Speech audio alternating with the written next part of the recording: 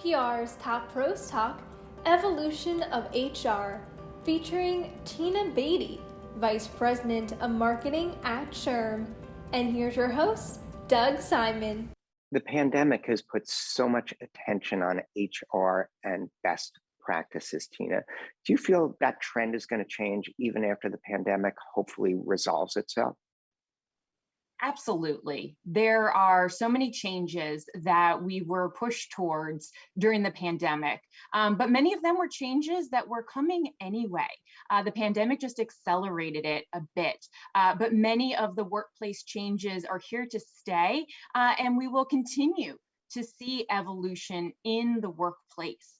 HR has actually been working on a multitude of improvements and innovations in the workplace for the last couple of years. The pandemic simply shined a light through major media cycles on some of that work, and again, accelerated a little bit of it. But this was, for a large majority of most HR departments across the globe, something that they were already focused on because we know that the workplace is changing, the workforce is changing, the demographics of those within the workplace are changing, the needs of businesses are changing. And so HR is always looking at that constant evolution.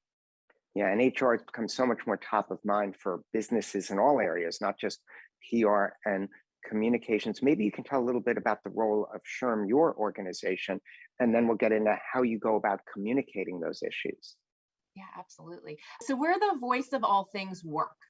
We really look at that space that is the intersection between employers and employees. Because we need both of those groups to really work together to make sure that both businesses and people can thrive, because that's when we're going to see the most positive impact for society.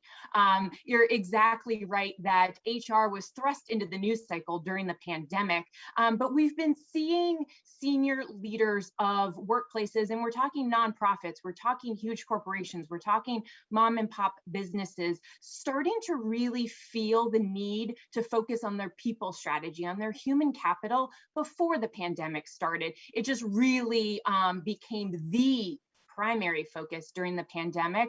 But that's, I think, one of the great changes that's here to stay, is that there is the realization of how critical that human capital is, the strategies, the policies, and that it needs to work for everyone. Doesn't mean that it's one solution for all workplaces, but it does mean that everyone at the end of the day needs to go home and feel like they belong at the place where they work. Right, and there's keeping employees happy. There's also recruitment. And one of the challenges for leaders is how they go about recruiting people who are different from themselves. Do you have any tips in that area? Yeah, DE&I strategies are critical. We're seeing a lot of focus on diversity and inclusion, which is fantastic. The racial reckoning that America has gone through and continues to focus on is what we need. On the other hand, it is not just about the boxes around diversity. It's not about saying, well, I have a few people who maybe look this way or think this way. That's only part of the puzzle. What is most critical, especially in the communications industry, is that diversity of thought, the diversity of race and gender, and all of the different mixes from society being represented within your workplace. But then once you hire them and can bring them through your pipeline, it is then making them feel not only like they're included, but that it is truly safe for them to show up at work for who they really are. And that's why we're really starting at SHRM to focus on this idea of belonging and acceptance. It's kind of phase 2 of the DE&I push that we think workplaces will start to see over the next couple of months. Yeah, and given that you're a black belt in Taekwondo, I probably wouldn't want to compete with you in that sport, but you were talking about a card game or cards or using cards as a way to actually get into the difficult conversations that in many cases need to take place at organizations. You mentioned you even give out cards at your upcoming conferences that you have. Could you maybe explain a little bit about what the cards are and how they work? Yeah, absolutely. So those are the workplace conversation starter cards. And what we have found, especially recently, when you're trying to tackle race relations in the workplace, or you're looking at toxicity of managers, or DE&I in general, those are some pretty heavy topics. And as the communicators know, words matter. And we've realized through SHRM's research that the workplace, managers and HR were feeling uncomfortable about how to start critical conversations, Right. especially when it comes to culture, society's biggest issues showing up at work, race relations. They just didn't know where to start.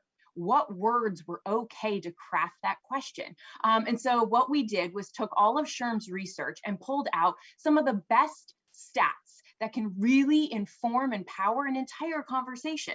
And we put them into, a deck of playing cards, where honestly a workplace can get them and they can kind of have fun with it. It shows that we can have safe and productive conversations on these really critical topics. You pull out of the deck one card, it offers you a stat, so you're grounded in research. It's not too lost in theory. It is very specific.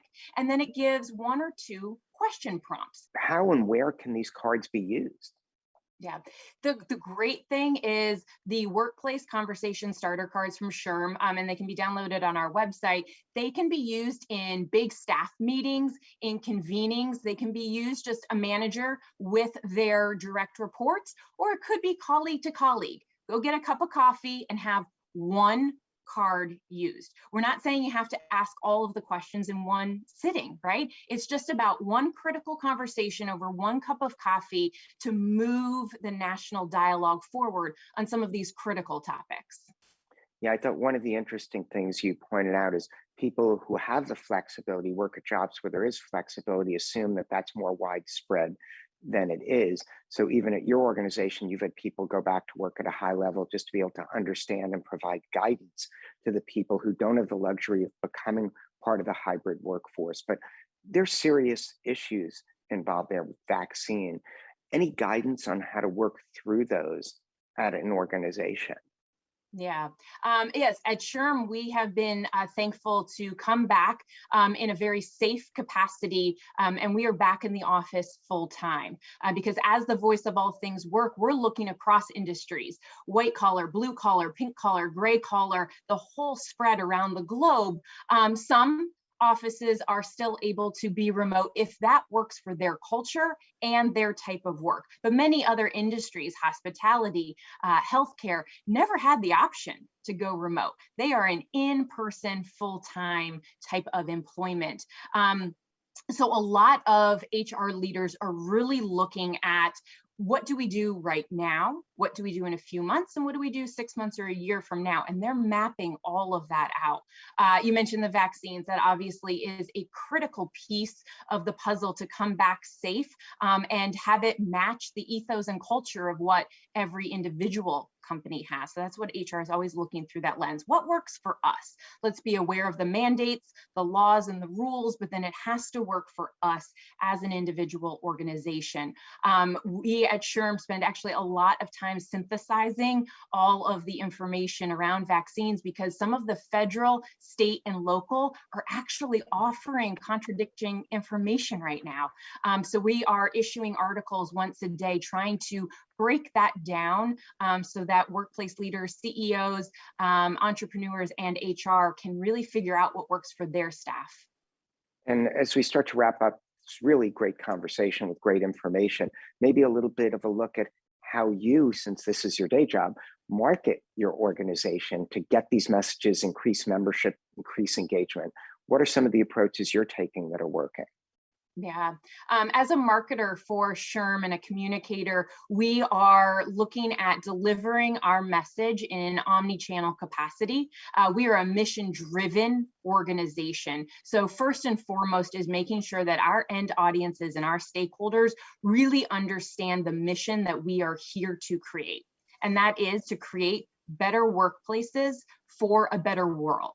I know it sounds like we're going to boil the ocean, but we truly believe that if we all work together, HR, and people managers, we can create that better world. And so we get to use a whole multitude of tools in our toolbox to reach that end audience. We do paid, earned, owned, social, the whole media mix, which really is quite fantastic. And I'm very thankful to have an amazing team on the marketing team here at SHRM. Yeah, well, hopefully we won't be boiling the ocean, or at least we'll save that for our climate change series. But given the tactics and approaches that you use, do you have any advice for, this will probably be forwarded to a lot of HR managers at communications firms because it's really important. How can they go about communicating what they're doing both internally and externally? Yeah, what I think would be most critical is making sure that the communicators out there are thinking about how they communicate up and down when it comes to workplace culture. And so by that, I mean, talk to your HR person today in a way that you've never have before. Ask them what you can do as a people manager, and then go to your team and get some feedback from them. How are they feeling from a culture and belonging standpoint? Are you having the right conversations with them? And it's okay if you're not. There's always room for improvement. But at SHRM, we firmly believe that it is going to take all sides of the coin to make sure that workplaces are positive and productive. So as a people manager, you have as much impact as anyone on the world of work. Tina, it's really been fantastic to speak with you. And we're going to have a link below the post so people can go there, download those cards to really use them as effective conversation starters in their organizations. Great advice, definitely something that I hope a lot of people in communications and outside of get to see and share. Yeah, absolutely. I'm sure the PR viewers here are the strongest communicators out there. So it'd be fantastic for them to take these conversation starters and start their own conversation within their communication circles.